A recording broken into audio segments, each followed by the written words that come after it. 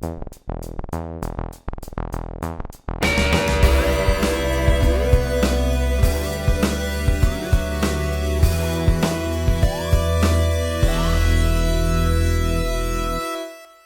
and welcome to Dangerous Comics. I'm your host, Dane Georges. Today we're looking at the Black Casebook, which is a collection of Batman stories, all that inspired Grant Morrison's Batman run and leading to the classic Batman rip. Now this book is actually a little harder to come by nowadays, and it is out of print, so I thought we could look at this and just take a little look at what inspired Grant Morrison when they started writing Batman, their approach, and just some of the cool stories that are collected in here. So the Black Casebook, the whole kind of concept behind it is that this is kind of like the notebook that Batman could have been keeping for some of his more bizarre adventures, and maybe ones that are induced from psychedelics or all the Joker laughing gas or Scarecrow's fear toxins. And maybe these were real, maybe they weren't. But Grant, when they kind of approached the Batman title in the early 2000s, kind of wanted to look at Batman not through a selective lens, but more of a lens of what would this Batman be like if all of these 70 years of adventures actually happened and weren't just stories. And that encompasses a lot of kind of stories. It goes from the pulps to the camp to even what Frank Miller did, making it a little bit more gritty, more realistic with Dark Knight Returns. So what kind of man would Batman be if all of those kind of stories could have happened? Now I guess Dark Knight Returns would be more of a future story, but still kind of taking in the Batman of the day and not wanting to discredit what people had done, but rather celebrate what, as a collective, Batman had become. And so there's a really great introduction here from Grant. Has a really great ending here. So while Batman's out for a bit, let's sneak a look at some of the adventures he'd probably much rather forget, as carefully recorded in the Black Casebook. And that's Grant Morrison from February 2009. And so my biggest disappointment with this book, and it kind of comes from the intro, is that Grant got to select the stories that were in this book, and kind of goes through each of the stories here, kind of outlining why they chose them, why they were important, and why they might have had a little bit of an impact on them when they were kind of looking back on the history of Batman and maybe in their celebrated run. But some of the stories, weren't even ones that necessarily came into Grant's run, but more just maybe they outline in here that they picked some of these just because they liked the covers. But sadly, none of the covers are collected in this edition. This is kind of a time in the earlier 2000s when these comics were being collected, and comics just in general, when they're coming to graphic novels. I feel like the publishers kind of wanted to pretend like they weren't comics. They wanted to make it seem like this is a book and this is the cover of the book, so each of these are just stories. So a lot of the times they wouldn't collect the covers, which is just a huge misstep, especially since Grant says that they picked some of the stories because of the covers. So I would say look up these stories. I'm sure they have some amazing covers. I should have printed some of them out so we could have looked at them. But yeah, let's just start flipping through. And so some of these stories, like with this new partner for Batman, started to influence where Batman Incorporated went, and some of that just bringing in this larger world that surrounds Batman in and outside of Gotham, and kind of bringing that history back. So really nice reproductions for this, though.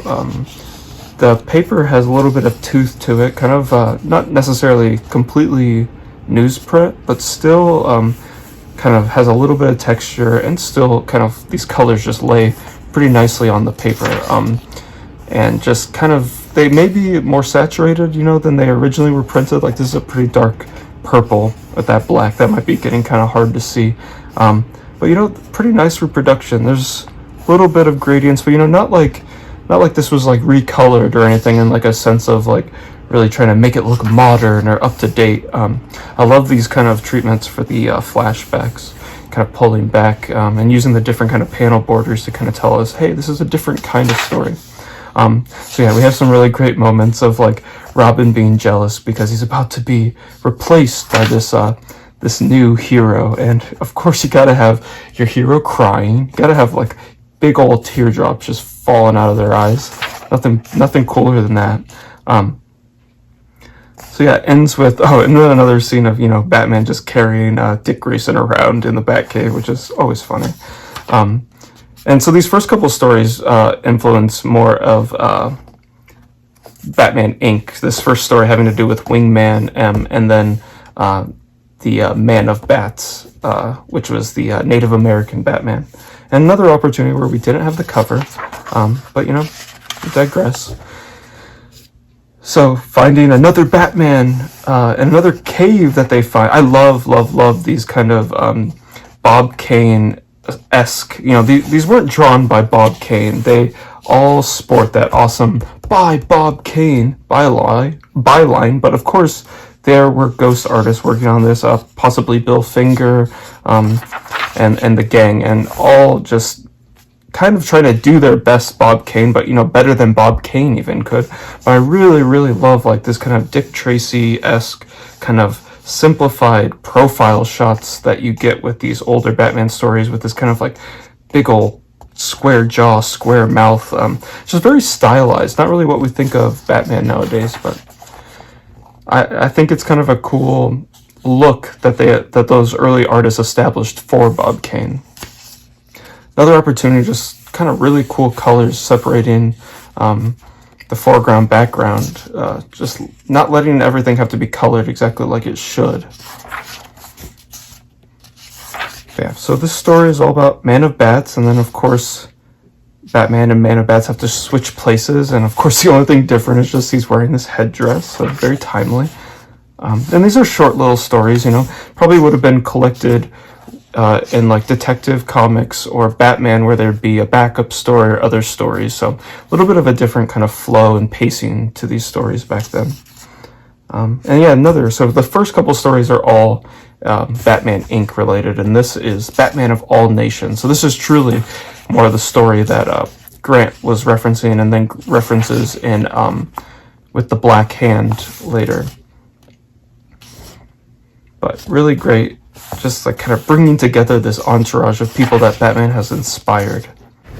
And so this would be more of the Black Hand, but I meant Black Glove. With this story, when they're bringing in the Batman of All Nations, this is kind of the reference to that story of the Gladiator, different people like that, Wingman, all these guys we've kind of seen in these past couple stories. So kind of directly what Grant is pulling from. But I love just how they're kind of, none of them totally are ripping off Batman's look, but all ripping off kind of his type of fighting, who he is.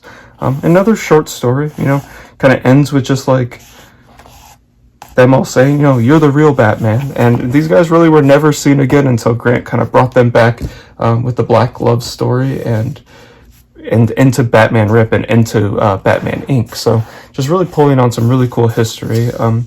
This next story is the first, which later comes up in Grant's run, when Dr. Hurt wears the first bat suit, which we reveal in the story was worn by Thomas Wayne, Batman's father, at a costume party.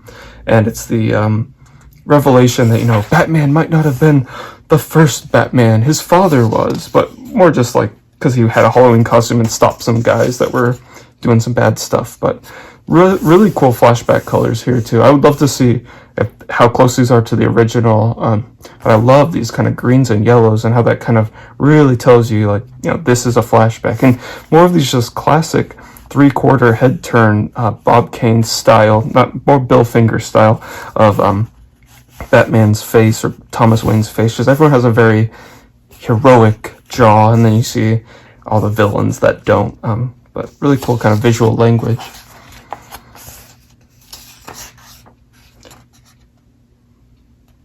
I feel like this is a pretty classic image, more for the cover, but another cool use of it in a panel.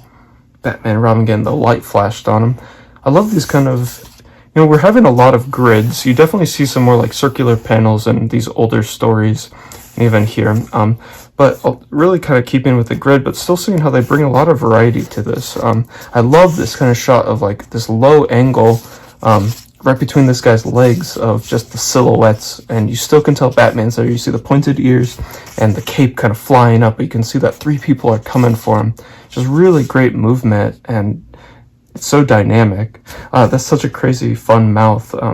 It's just so cartoony, so much cartoon language, and especially not what we think of Batman being so serious and gritty, but this was kind of the early comic book language that we're building and drawing from. And so ending with the suit in the case, and that really became a motif of everyone has a suit in a case in the Batcave later, so really kind of building that visual language of what is Batman so early. A classic team up, and this is so interesting that it seems like we're having 2 different artists' hands on here. You can see Batman and Robin obviously done in the more Bill Finger-esque style, but Superman has much more of the classic feel, like the Kurt Swan kind of Superman. Just a little softer, that kind of feathering on the jaw and the neck. Just not something you're seeing really on the Batman as much. He seems almost more realistic than Batman and Robin. I guess that probably had something to do with more keeping up the Superman brand. Has to look a certain way, kind of like when Jack Kirby drew him and they were so particular about what he looked like. Well, looking, so we even have Musketeer coming back here again. But yeah, so not all these stories were necessarily ones that Grant was pulling from, but ones that, when they were doing their extensive research on Batman, just to get ready to write the book, kind of went back, and these were ones that really stood out. But going back to the Club of Heroes and everything, yeah, I love this guy with his. It's interesting how many superheroes have this lightning bolt motif. It's probably like the most iconic kind of superhero language symbol. Something about the power of just the elements like that.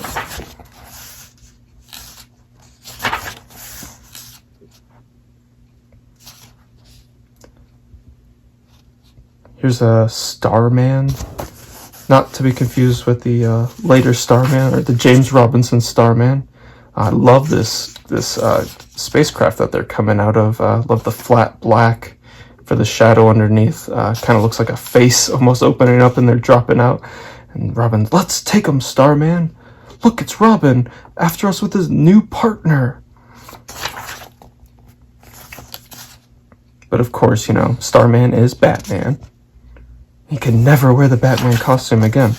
And so here we have Dr. Milo, another villain that Grant brings back later. Kind of an early evil scientist that Batman would occasionally fight. I love his hair. Just, that's kind of an interesting drawing too. I love, we just these square mouths. Let's bring them back. I love it. So weird. Square corner. Yeah.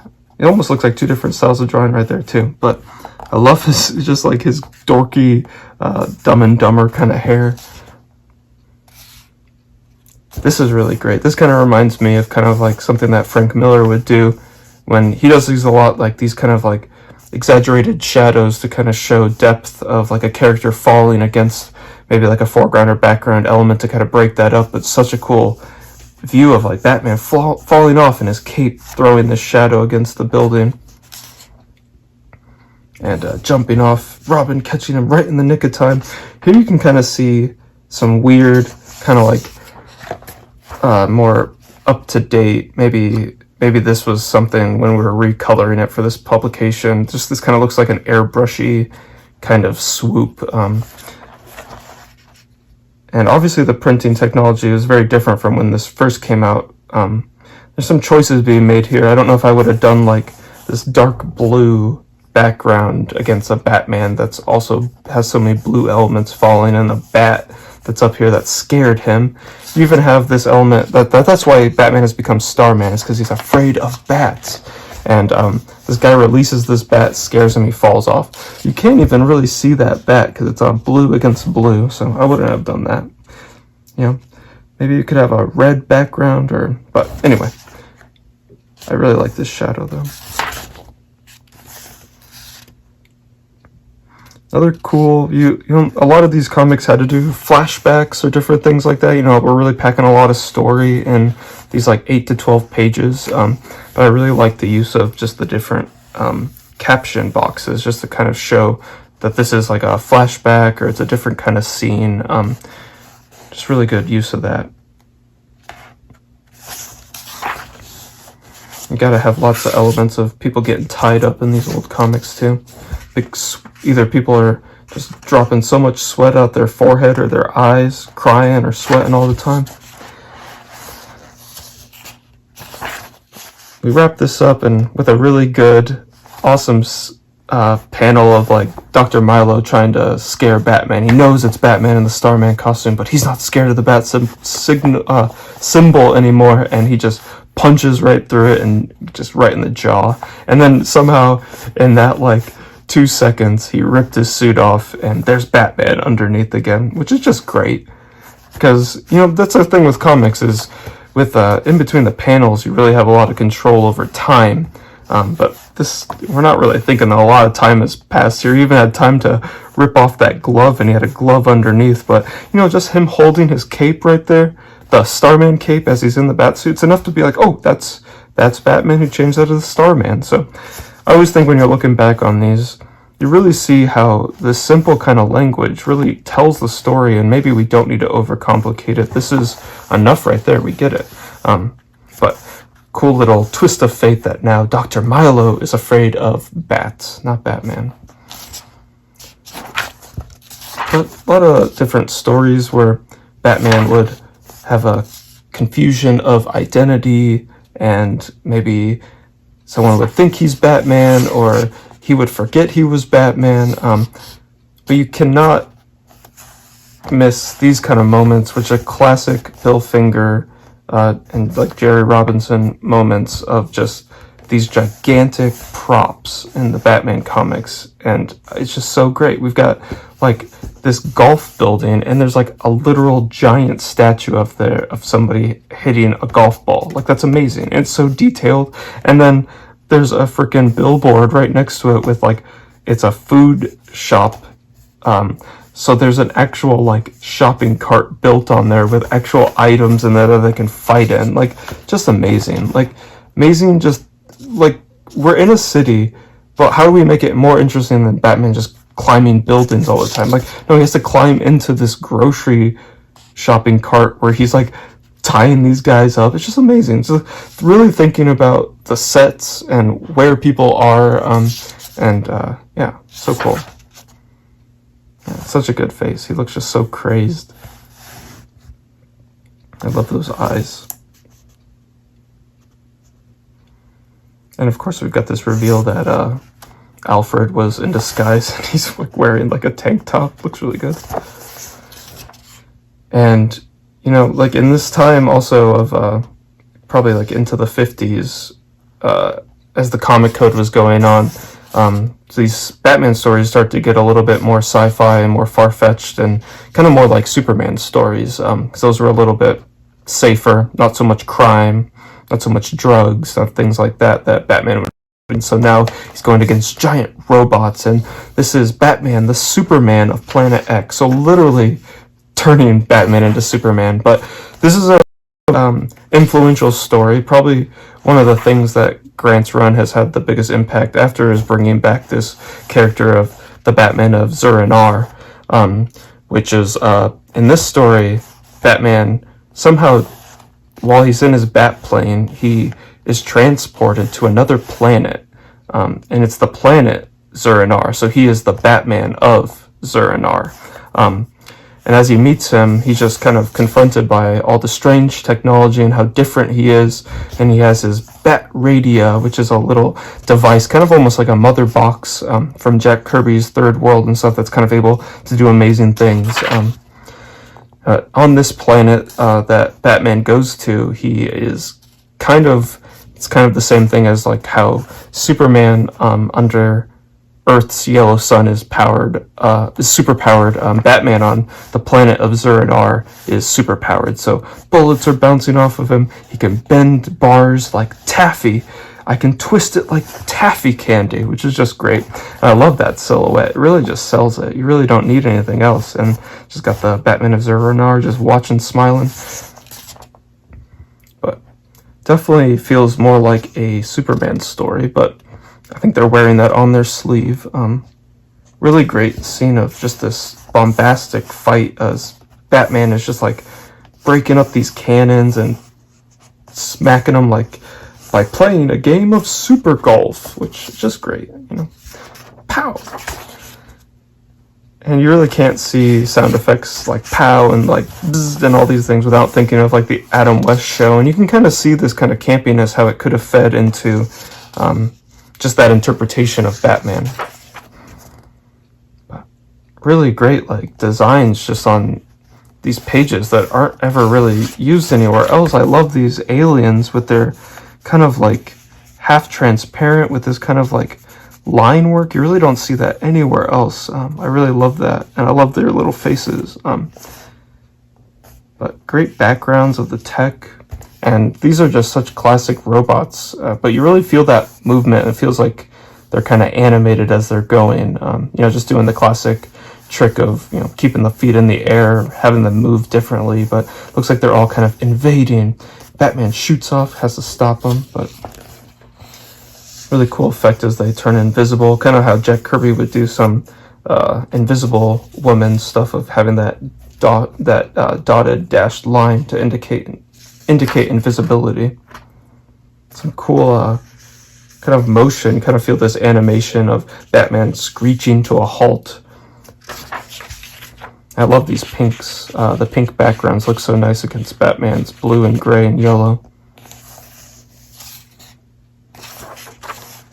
But it ends with you know, Batman saves Zur-En-Arrh and is gonna get transported back home, and you know, ends with a really great, like, kind of a classic Superman thing of Superman would usually have a lot of moments where it ended with him like looking at the audience and winking and being like, oh, what a great adventure we just had. But we have a really great scene of him saying,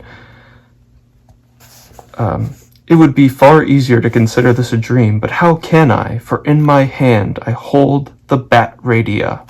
And so in Grant Morrison's Batman run, they kind of transformed this story into a take that Bruce had created a backup personality just in case anyone had ever tried to sabotage Batman and take over their brain or do anything where Batman could be compromised. And to combat that, Batman creates a backup personality called the Batman of Zur-En-Arrh, which is kind of a Batman without Bruce Wayne, and kind of a more intense Batman that can just be there to survive. And the name comes from, in Grant's take, it's something that Thomas Wayne said right before they were killed as they were leaving the Monarch movie theater.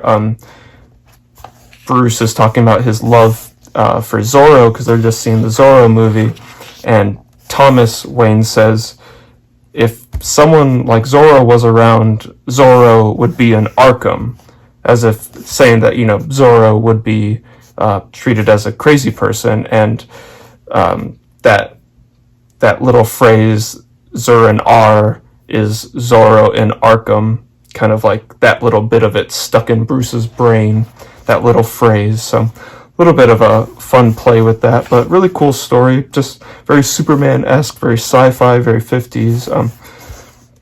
And then also rolling into what Grant used with the Zur-En-Arrh was another character, Bat Mite, who was really a direct correlation to another Superman character, Mxyzptlk, who is a imp from the fifth dimension, and Bat Mite is also an imp from the fifth dimension that comes and messes with Batman rather than Superman. And he's a big old fanboy and dresses up like Batman. And so that was another character that Grant brought into their run. that was more of a little bit of Bruce's subconscious and conscious that was kind of holding on, trying to kind of push him in the right direction. Kind of like a childish Batman, whereas Zur-En-Arrh is kind of like the intense adult Batman.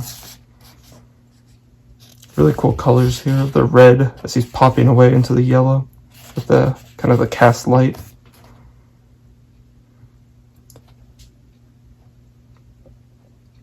I really love this kind of classic Batmobile style too, just where they've got the dome and the big old bat head on the front of the car.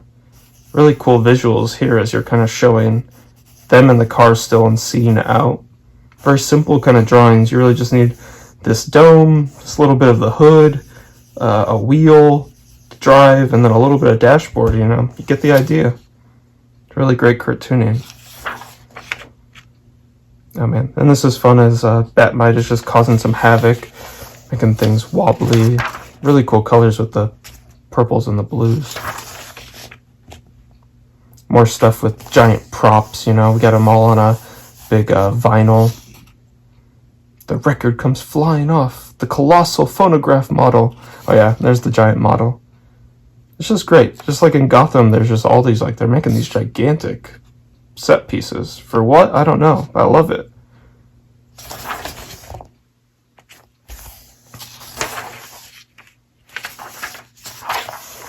Yeah, and there's even a giant set piece that is Batman, and they are hiding in his utility belt, which is just fantastic. This giant globe. Oh, don't make them like this anymore. It's kind of interesting too how they kind of reformat these stories and cut out what would maybe be an ad or a call out for maybe war bonds, or a call out for like what's coming next issue, and we just replace it with the bat symbol. I do wish, I think this is a pretty nice collection, but like I'm saying, without the covers and without the full context, I do wish we got kind of like just a true reprint of what these stories were. But you know, beggars can't be choosers. Another classic story of the rainbow creature. It's kind of reminds me of, it's like as if they're trying to do a Jack Kirby monster story. But we're just kind of missing the Jack Kirby kind of dynamics of this. Like, this monster looks so freaking small in this corner, just not so threatening, you know. Really could amp this up if we just like kind of change this whole view to be like a low angle looking up at the monster or something else. Yeah. Just couldn't do him like Jack Kirby's 50s monster books, you know. He just had such a way of making these monsters feel bigger than the page, like they're kind of constrained in the panels, whereas this monster is a little less threatening. Another thing I just noticed flipping this back open, you can see that this, like the copyright, the publisher info, all that stuff has been cut out. Another kind of instance, as I was talking about, how this is kind of a edited version of maybe the full thing. It's not like we're getting a facsimile of the actual printed piece. But so, like I was saying, we're kind of getting this intro to this monster kind of rampaging. Of course, Batman's right on the scene. He's got to stop this thing. But like I'm saying, just really not using a lot of these panels to really show that monster huge. We're seeing him so freaking tiny right there. Tiny. Yeah, I just think we could have really made him feel a lot larger. He even has these really kind of shrimpy legs. But I really like this, you know, the bridge collapsing and everyone falling into the water. You can see Batman's falling. You can only really tell because his cape is flying in the air too. But yeah, great crash, crack sound effects.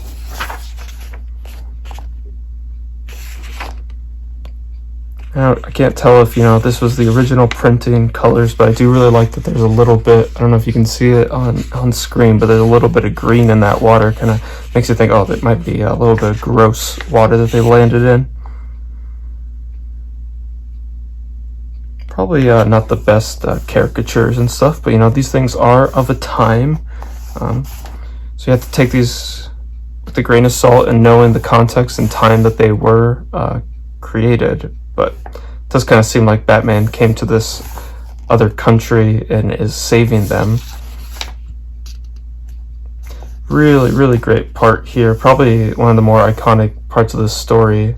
A really fun cartooning is just when the rainbow monster makes them flat. So much fun. I really like how Robin gets simplified with his hair. Really great, like, just movement of the shape of Batman with his leg going up like that. And then they're so thin that they just like fly away in the wind. And this is kind of a cool little, maybe a little confusing because it doesn't look like they went very far and they're just falling right back down.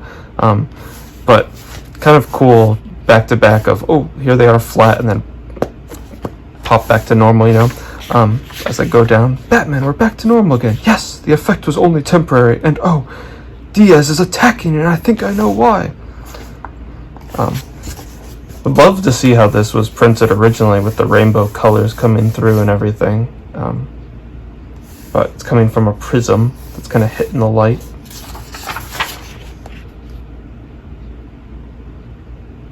And this probably, here we're kind of getting a little bit of different drawing than we've seen kind of like the rest of the story. I don't know how well you can make this out here, but right here there seems to be some stippling used to kind of indicate how the car is being transformed by the rainbow monster. But really interesting drawing. There's not a lot of holding lines on this this Jeep, just kind of like starts to disintegrate, so the artist chose to interpret that as just dots. And I love how it's kind of built up into the shadow, kind of with pointillism. But really interesting drawing, and you know, these guys, all these artists they really knew their craft. Comics is a real grind of the deadline and just getting the page done. So when you see them having fun like this and just these tiny little moments, I think that should be celebrated. Another great scene of where the rainbow monster just turned these three guys into paper dolls. Love the cartooning of this guy as he's kind of folding over himself. And then a really awesome kind of sequence as they kind of run at him with the rainbow monster with this javelin and shatter him into a million pieces. Really cool drawing right there. And I love how, you know, we've had so much color of the rainbow monster and all this, you know, just to white as it shatters. And then a little bit more of that stippling as it kind of breaks down. But nice little conclusion to the story. And here we have a two-parter, or no, I believe these are just broken up into chapters, kind of like how some of the early Marvel work would be done with breaking the stories up. But we have Robin dies at dawn, which, you know, classic story of Batman losing a Robin kind of early, but really great. You know, starts kind of just throws you into it as they're running from this doll. This living idol is alive, and we're kind of see in the background that this kind of looks like they're on some kind of moon or planet with craters, and I love these kind of like cosmic colors in the background as it's kind of swooping. Really cool effect here with the dry brush, almost as we're kind of feathering this to kind of break up the cosmos as it goes down. And I you know, always talk about, always hear kind of Todd McFarlane kind of talk about how he breaks down foreground, middle ground, background. I think you really see it well here of Batman and Robin being in the foreground, all the shadows kind of coming forward. Then you have the idol, kind of the same plane as some of these craters, and in the background you've got more craters and then this great cosmos. And it's really great how this swoop of the kind of like the northern lights kind of looking thing is used as a caption and kind of frames the idol as well. Yeah, not by Bob Kane, but you know, really wish we could have a more accurate look at who was responsible for a lot of these great works. But I really love this kind of atmosphere that's created on this planet. It's kind of broken down, really cool, like plant life, aliens that grab Batman. Kind of a little bit of a bit different Batman drawing too, a little bit more nose and everything. Yeah, just having fun. Robin, crack, just hits him. more of these little alien slug guys coming from, just kind of like gross and unnerving a little bit.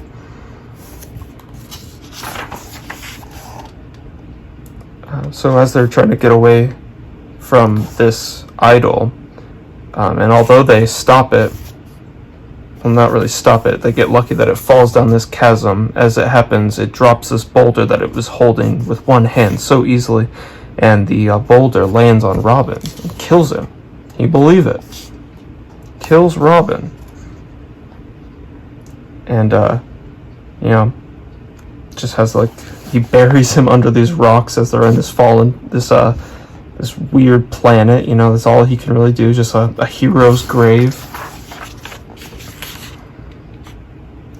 And then, kind of alluding to this thing that Batman knows, he can feel these eyes watching me, human intelligence watching, always watching, and kind of transitions to this really, really great monster design. This is so much better than that rainbow monster we were just looking at. Love the big eyes, kind of hits what he was just talking about, feeling these eyes. You also get this kind of great pattern with the two panels of like these suns almost being two eyes watching Batman, and then hitting it with this monster with the two eyes. And this monster is kind of enough as it comes to him, comes at him, Batman saying, "A beast, an alien. I'm too weak to run or fight." And he says, "Let it come. I don't want to live. It's my fault Robin died. I don't want to live." So, some of that tortured soul, and a great, great transition as he's falling to the ground. And then we get this cutaway, that what this really is that Batman's in a isolation chamber and he's been under observation, and that's the eyes that he's been feeling. And once again, this is a big character that, Grant Morrison used in their Batman run. This character ends up being Dr. Hurt, kind of one of the main villains of the whole epic, and kind of some of the early super scientist villains like Dr. Milo or Lex Luthor. He's kind of someone that just is not even really presented as a villain in this story. He's really just observing Batman. They say it's for Batman volunteered, it's for the space program to see how long a man could, be on his own without going mad. And, because Batman's one of the best specimens that we've got, he's the only one for the job. But Grant later twists this to be that this doctor was doing this with malicious intent. And although I don't know if we ever see him again until Grant brought them into the story, really interesting setup. And it is interesting how it is kind of a good, I take back what I said earlier, this is a good doctor compared to maybe the Dr. Milo that we saw earlier. So this is the first part of the story. And we later, with chapter 2, we see kind of the ramifications of this experiment that Batman went through and how it kind of has messed with his mind.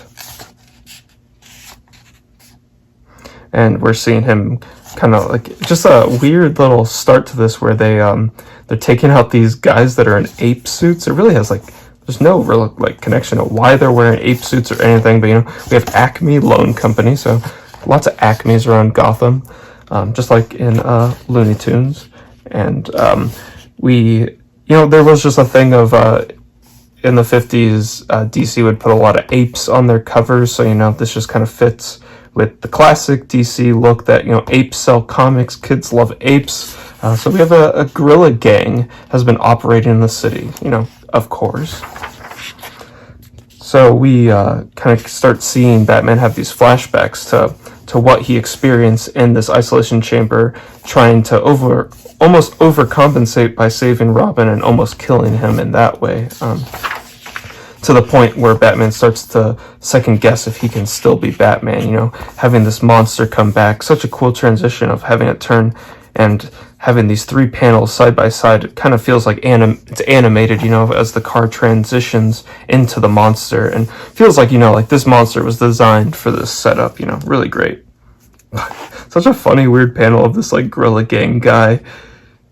As he's almost smiling, he says, "He's yanked the wheel, gotta shove him off." And so just pushes Robin as they drive away, So yeah, another kind of story of Batman kind of having to give up the mantle until he is forced to come back. And, we have Ace the Bat Hound. And, of course, Batman has to somehow infiltrate the gorilla gang by putting a gorilla costume on over his Batman costume. And this is just such a funny visual of Batman in this furry suit, too. So Batman, he's one of the original furries right there. He's crossing bats with gorillas, too, He's a trendsetter. Really kind of cool momentum as he's like stopping this air balloon, but it's just, what were the gorilla gang doing in this story? I don't know, but kind of fun visual, just such a campy Gotham, such a different kind of Batman, but you still have these kind of fun brooding panels. I love this shadow of his arm on the chimney, and love how the city kind of fades away back there. But Batman's okay, he figured it out. And, Robin says, "Gosh, you were just like your old self. You didn't black out this time." "No, you see, Robin, in my hallucination, I only imagined you died at dawn. But this was the real dawn, and you faced a real death. Well, the reality of the situation was so terrible, it shocked me back to normal." And so that is also a cool kind of transition as we're seeing here, full moon as Batman's brooding, and then this little peak of dawn, soon dawn. And that is the whole thing. This whole story is Robin dies at dawn, and we're kind of building to will he die in the real world like he died in Batman's hallucination? But, Robin can take care of himself. And, ends with them. "Dawn, once an omen of Robin's death, is now a fitting scene that Batman's crime-fighting career has returned to life." So we have a little bit of a rebirth with the coming day as Batman takes up the mantle once again. And this is we're kind of ending with a little bit more of some of the campy stories. This story is the Batman creature, another classic Superman-esque Batman story. A lot of Superman stories where Jimmy Olsen would transform in some way, and here we have Batman becoming basically a giant gorilla-esque thing, which is funny to have it back-to-back with this other gorilla gang story. But yeah, just looking real tough. I love these proportions of the big torso, smaller legs, coming toward Batwoman.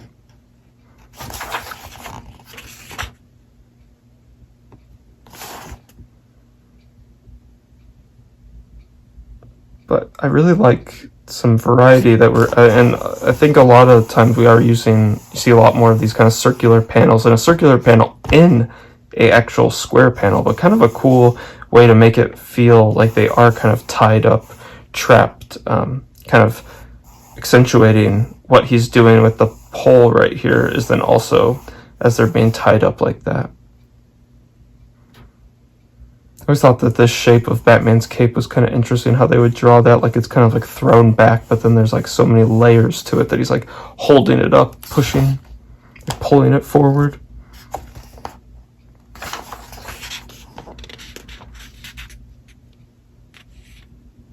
Kind of some interesting transformation scenes. But once again, kind of a very campy, weirder Batman story of him transforming or changing, where you wouldn't see this in a more current Batman story, But another cool transition. We had the 3-panel transition back here with the bad guys, and we get it kind of replicated as Batman's also getting hit with the rays, and his body experiences an awesome transformation. And some of that good kind of cartooning and motion as he's kind of feels way more ape-like as he's kind of hunched over and walking, and really interesting how his feet land right on the panels and he's kind of breaking it a little bit too. Cool scene of him ripping the tree out too. But this is just gotta do King Kong with Batman if you have him start to turn into a gorilla-esque monster. So we got Batman on top of this Empire State. What am I trying to say? as he's like standing on top of this giant skyscraper. What am I trying to say here, guys? It's got this cool scene of Batman as he's up here standing on top of the building, you know, like King Kong, holding on to the pole. Fighter jets flying around, blasting at him. Like, why would they be shooting at Batman? You could tell it's Batman, right? So, army jets trying to pick Batman off. Wait, don't shoot. That creature is Batman. Well, I would have never guessed. He's wearing the bat suit. This is kind of interesting, that scale. We're seeing like Batman's like way bigger, it seems, in this scene than Robin. Looks very tiny. And now this is a really cool drawing. Kind of more what I was saying with that rainbow monster. Really feels like Batman is big in that panel. Really imposing as he's standing next to Batwoman. You gotta love that she's fighting in high heels and stuff too. And I just gotta give him a snack. He's just hungry. And as they kind of chase after the bad guys, use him, kind of stop them, and they're coming in. Gotta have Batman go up against all these other creatures. Always kind of cool to see these artists do drawings of actual animals. You know, that's never an easy task, and definitely something that requires lots of reference, but I really like the motion in this this rhino as it's coming closer. I think it's really good foreshortening and stuff of having the other legs back there. Kind of got this little bit off-model tiger coming out, but you know, not too bad. But I think the rhino's the real hero of this. I love how Batman just picks him up, uses him kind of as a javelin here too, throws him at the tiger. I hope that tiger's okay. And, you know, we just end right away as we stop the bad guys and then turn Batman back. He says, What happened? I can't remember anything. After what Robin and I have been through, perhaps it's best you don't, Batman. But I promise you, it will be the most bizarre case you ever recorded in your Bat files. Which, you know, I feel like this story had to be picked, you know, for that end right there. And it would have been nice, you know, to have a little bit more of a follow-up, but we are very lucky to have the introduction by Grant Morrison in here where they kind of explain why these stories were collected.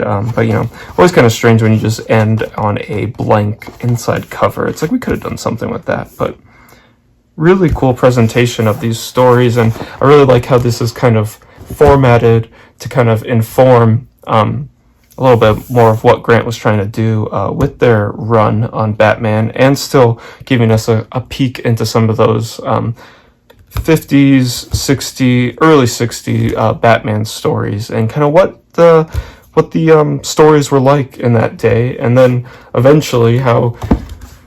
And of course, you know, Grant Morrison's run starts with Batman and Son, but this is kind of the story that starts to bring in a little bit more of the elements that we are looking at in the Black Casebook with Batman Inc. and the Black Glove. And this is just such a great run and such a great arc with J.H. Williams on the art. I love how he does these flashbacks with the halftone patterns and stuff, and then into his more rendered like wash style. Looks so good. Such a cool kind of change of that flashback and today comparison. But obviously this kind of stuff could all be talked about all on its own, but I really wanted to just bring a little bit of a magnifying glass on this great Batman book and maybe show you some stories that you haven't seen, and just celebrate some of this cartoonier Batman art. You know, it really does feel like it had a style, and especially when you compare it to, this is the Superman style, this is the Batman style of the day. You don't really see that as much. There would be house styles, but maybe not like book styles, and I really think what Bill Finger and those guys, Jerry Robinson and all those guys set up for the Batman style is really strong. And so yeah, if you're in the market for it, definitely try to check out this book. It can be a little bit pricier nowadays, but I promise you it's worth it. And just want to kind of promote some of my own stuff as well. I am a cartoonist and graphic designer. You can check out my comic books. I've got Doomskull, which is a collection of stories I do about a ex-supervillain that works in a grocery store with his minion, Bag Boy. And I've got 3 issues of that, 2 that are fully colored, and one that's just an ash can kind of zine right now. Eventually will be colored. Yeah, you can check these out. Also got X-Ray, which is a collection of my web comics, things that I would post on Webtoons, Instagram, all that stuff. And then I've got some zines, black and white horror zines, a bunch of different stuff. So check out my website, DaneGeorges.com. You can follow me at DaneGeorges, or check out the channel, Dangerous Comics. I really appreciate you guys checking out this episode, and I hope to see you back here soon. Thanks!